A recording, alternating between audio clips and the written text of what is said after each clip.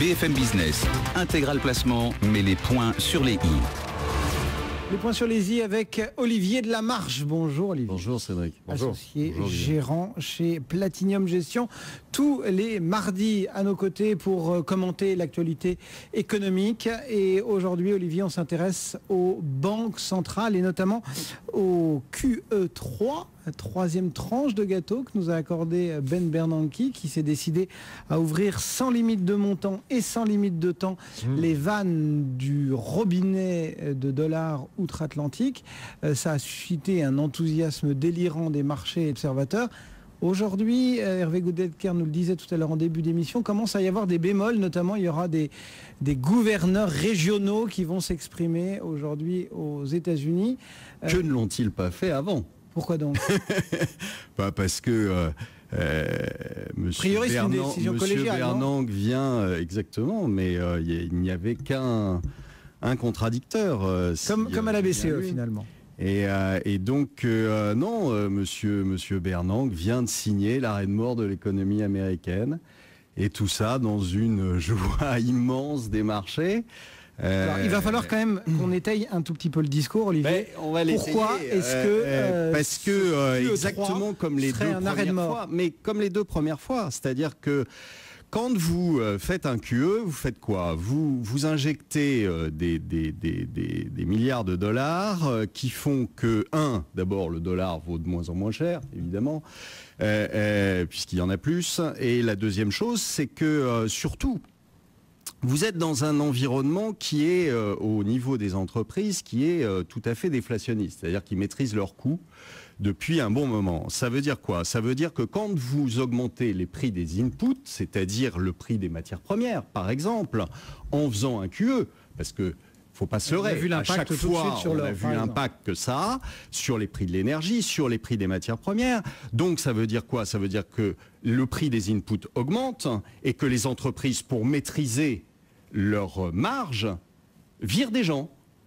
Donc, il est directement responsable de la hausse du chômage que vous allez avoir. En même temps, non pas le contraire, comme il essaie de le faire croire, en disant que ça va améliorer les chiffres de l'emploi américain. Ça va, au contraire, les détruire. Et détruire des emplois et aussi faire baisser les marges des entreprises. Ok, donc vous insistez, Olivier, si je peux me permettre, sur les points négatifs. Il y a aussi le point positif pour l'économie américaine, c'est que le QI3 fait baisser le dollar. Donc ça donne aux États-Unis une plus grande compétitivité. Ils vont vendre à qui?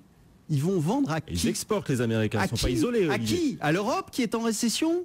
À la Chine qui est en récession? Au Japon qui est en récession? À qui? À qui ils vont vendre? Justement, ils pourront vendre moins cher, ça tombe bien. Mais à qui ils vont vendre? Mais à des gens qui ont besoin d'acheter moins cher. Et non, pas à des gens qui ont besoin d'acheter moins cher, à des gens qui n'achètent plus.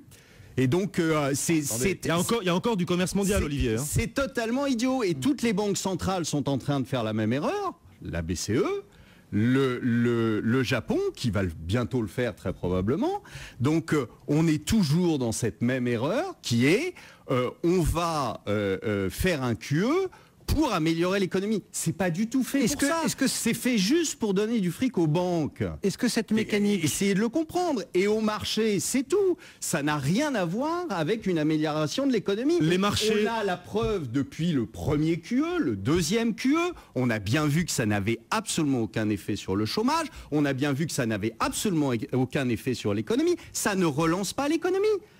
Ça ne relance pas l'économie, ça ne peut pas la relancer. Au contraire, ça la détruit. Olivier, excusez-moi, vous vous contredisez un peu. Quand vous dites ça n'aide que les marchés, si ça aide les marchés, ça aide aussi les pensions de retraite des Américains. Ça, c'est bon pour leur retraite. Ils sont beaucoup plus exposés que nous aux actions. Vous créez une bulle qui, de toute façon, va vous exploser dans la figure. Donc, ne croyez pas que c'est un mouvement perpétuel. C'est votre présupposé. Vous voudrez bien que ça soit un mouvement perpétuel, mais vous allez forcément, à un moment, retomber sur les fondamentaux. Vous avez aujourd'hui des marchés qui n'ont rien à voir avec la réalité économique.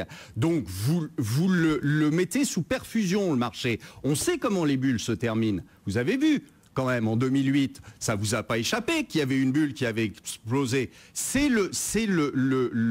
la lecture d'Olivier de la Marche. Non, c'est pas la lecture d'Olivier de la Marche. C'est forcément ce qui arrive quand vous créez une bulle. Au bout d'un moment, l'élastique, quand vous le tendez, il vous pète dans les doigts. Et ben là, c'est ce que vous êtes en train de faire. Et de plus en plus. Et tout le monde applaudit. Est-ce que le seul élastique, Olivier, c'est celui de ce marché de l'emploi, entre guillemets, via l'augmentation des coûts des entreprises qui doivent les diminuer pour rogner leurs marges, ou est-ce que ce quantitative easing, il a aussi, on va dire, d'autres travers ?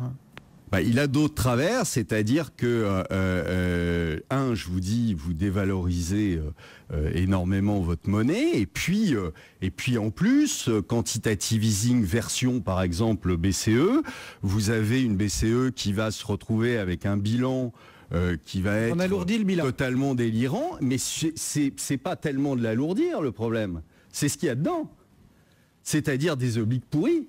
Et de plus en plus pourri, puisque je vous rappelle que M. Draghi a allégé les conditions de collatéral. Donc vous vous retrouvez avec un bilan dans lequel vous avez une masse de cochonneries effrayante.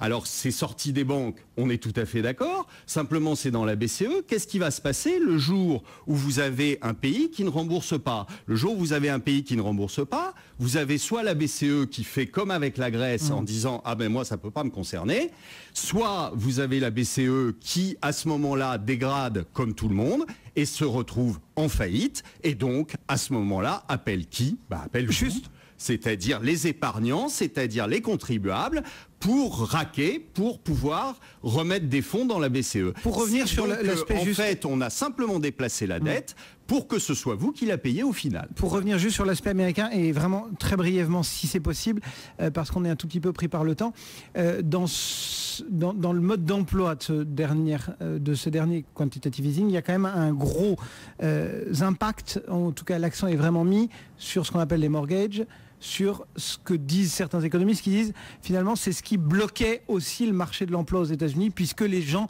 étaient contraints de rester dans leur logement parce qu'ils valaient moins que leur patrimoine. Enfin bref, je ne vais pas vous refaire toute la... Vous avez compris ma question. Oui, j'ai compris votre question. Est-ce que c'est pas un tout petit peu d'huile quand même qui peut se mettre dans une frange du marché de l'emploi aux États-Unis? C'est pas d'huile, on le sait. Enfin, je veux dire, c'est pas la première fois qu'il achète des mortgages. D'accord. Et ça n'a pas eu d'effet. Vous avez vu un effet, vous? Non. Je suis pas un ultra spécialiste du marché. Vous avez aujourd'hui des ISM qui sont en dessous de 50. On voit que ça va pas bien. On voit que l'économie ne va pas bien. Bon, on voit que Monsieur Bernanke l'avait fait déjà avec le QE. Il était directement responsable des printemps arabes avec la hausse des matières premières et notamment des matières premières alimentaires. Il va nous en faire un deuxième. Je veux dire, on est dans une espèce de fuite en avant qui n'a pas l'air de s'arrêter et qui va se terminer mal, comme toutes les fuites en avant. Du coup, on achète moment ou à un autre, on va en prendre plein la figure. On réglera l'addition et elle va être lourde, de plus en plus lourde. On achète une corde et on se pend. Oui, vous pouvez acheter une corde et vous pendre, ça vous évitera de payer. Bon, on va peut-être pas en arriver à ces... Chacun son truc. Merci à tous. C'est Olivier de la Marche, associé gérant chez Platinium. Bon, évidemment, c'était une blague d'Olivier. Non. Ah bon, à la semaine prochaine. On vous retrouve la semaine prochaine quand même, Olivier. Le chant. Bon, vous serez toujours vivant et en forme, on en est sûr.